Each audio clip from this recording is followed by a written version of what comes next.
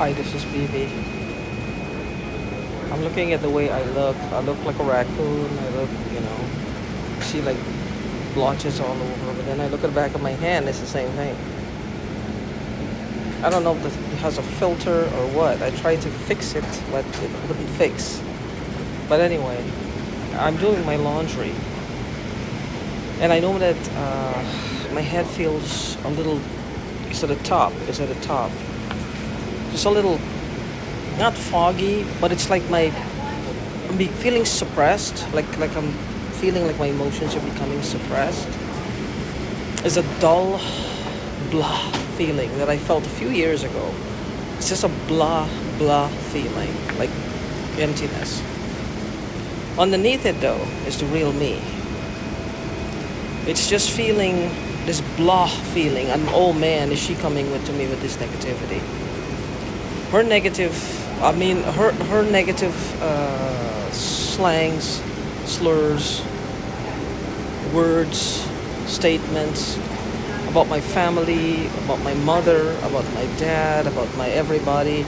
It's like she's talking to a child. Now I'm childlike, but I'm not a child. This is why something tells me this is not a good woman. Something is wrong here. I don't know what's her deal, what she's trying to do or trying to accomplish. But she's just annoying, and she's a bad person. It takes a lot for me to say that she's a bad person, because I believe that people, they have redeeming qualities.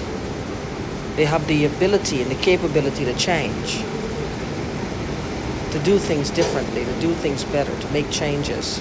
But they have to be willing to do it. I don't think I thought she was being abused. But there was abuse, but it was somebody else, I guess. And now it's my turn. But,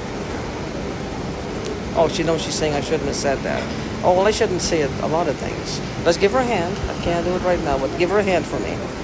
Even if in your mind, give her a hand. She deserves it. Recognition, accolades, being, held on a pedestal. She deserves it. But anyway,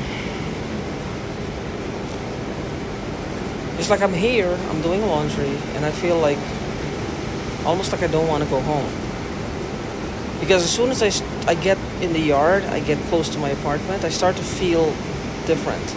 Now, it could be me associating what's happening to me with being in my apartment. It could be an association, sight, smell, sounds. Because if you've been in certain areas where bad things have happened, you don't want to go back there. You be in certain environment where things that are unpleasant, you don't want to go back there, because it brings it back to you. So I don't know. It's all day long. I don't get a break from her. I don't know where she's getting these chemicals from. I don't understand.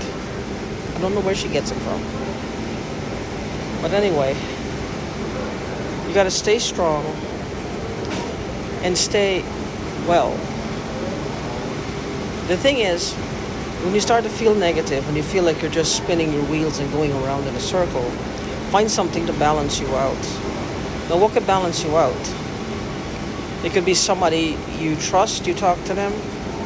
It could be just going out in the yard, getting some sun. I mean, anybody can do that. If you're in a wheelchair, if you're bound, ask someone to help you. Open a window, get some fresh air. I know how hard this is. I know, trust me. I know how hard this is. But you can do it. Be strong. This is not gonna last forever. Whatever these people are angling for, eventually they're gonna get what they want, and they're gonna leave us alone. They're gonna leave us alone. So, be strong no matter what. Whatever they're looking for, whatever they're tormenting us for, they're gonna get what they want at some point. I don't know what it is, but they'll leave us alone. They can't keep this up forever. Because I mean, who would sit down and torture somebody for year after year after year? Why would they do this? Are they doing it to please somebody else? To please themselves? What motivates them? What is the motivation here that keeps her going? And your particular tormentor, what is the motivation that keeps him or her going? There's got to be something, some incentive for them somewhere along the line. It's gonna be getting better. It has to. This too shall pass. It's gonna get better. It's gonna get better. When you think of feeling negative, think of ways that positive, how you can feel positive, counter it. That's what I have to do. For those of you who do not have the person talking or whatever, you're in a good place. I would advise you to get one of those EMF hats from off of Amazon. I try to sleep with it. Mine is worn out now. A friend had bought one for me last year, and it's kind of worn out now. I have to buy myself another one. I have to be thinking of doing that. And it's getting a little tighter. That's one that's a little tighter around my head. Now, why I bring this up is that I was being very positive to this person who's doing this to me now. And I was thinking, I made a comment in my house that the boyfriend must put tin foil on her head to prevent her from becoming negative, because he wants a person to just abuse, create damages in their life, take advantage of. So he needs that pure, demure, beaten down, abused type syndrome from her. So any type of positivity, any type of encouragement, any type of optimism, any type of feeling better, any type of wanting better, doing better, wanting more out of life, having a better way of life, seeing things a different way, and just expanding herself is going to be a detriment to an abusive man or woman. That's how I see it. So I was making a joke. So now they've turned that around on me. It's almost like I have to wear the tinfoil hat, because I was making a joke, put some flaps over the ears. I'm willing to do that if it'll stop them. See, I don't have any shame. I'm a person who, when I fall down, I want to get back up. I want to do what is necessary to get better. These people will never, ever understand the concept of that. They just wouldn't get it. That's not their world. That's not their thinking. They want to grab and take somebody else's crap and beat them down with whatever they find in their heads. Another thing I'm thinking of is the psychics were telling me a lot about abuse. And I thought she was in an abusive situation with an abusive man. If you hear me cuss her out in my apartment or say nasty things, mean things, you would think that if she were there, I was abusing her. So she's doing this to me now.